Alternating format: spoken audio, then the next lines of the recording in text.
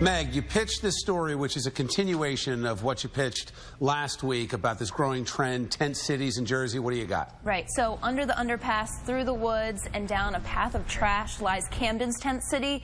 It's really a United Nations of disaster there. It's homeless people, people who have fallen on hard times, drug addicts, and there's some mental illness also there. It's located off of Route 38, Admiral Wilson Boulevard, that was once lined with go-go bars. Now it's fenced-in wooded area and dilapidated buildings.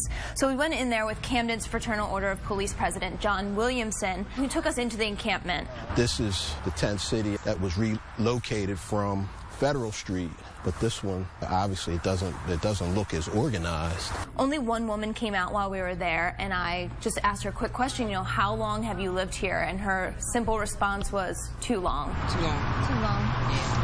Now, this was John's first time walking into this relocated tent city, and you could hear in his voice how shocked he was of the conditions.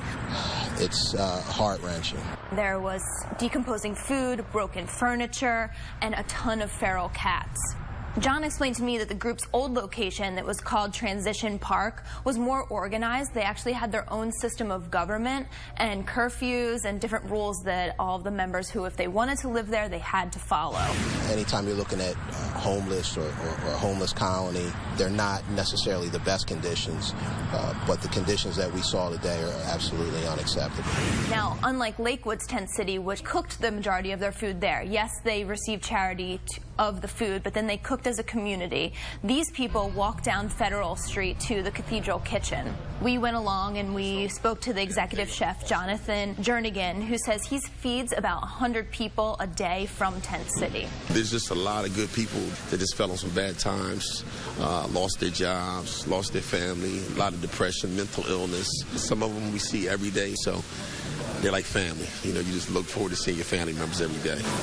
Tamara? This is the third world comes to New Jersey. We talk bad about Haiti and not helping Haiti. Well, it looks like we should be helping our backyard here in Camden and focusing on internal problems versus international problems. Aren't there shelters in these counties? There are, Phil. We know how to solve these problems. Among chronically homeless in New Jersey, 90% have a substance abuse problem, 76% have a mental health problem. We're cutting behavioral health funding. We're not raising minimum wage. We can solve these problems. We're just not assigning resources. To just say it's so easy to solve these problems, I think that's outrageous. There's a lot. The mental health issues, I think, contribute most to these problems. The state did come in, as well as a charity, at the old location of this tent city, moved them actually into a hotel, offered them spa services, things that they've never experienced before. Who thought it was a good idea to offer spa services? Let me understand that for a minute. Look, it's always been easy to pop off on homeless people. The question you got to ask yourself is, how many people are on their way down to that city? I want viewers to actually look at their own bank accounts and ask themselves, what would happen if I missed my next paycheck,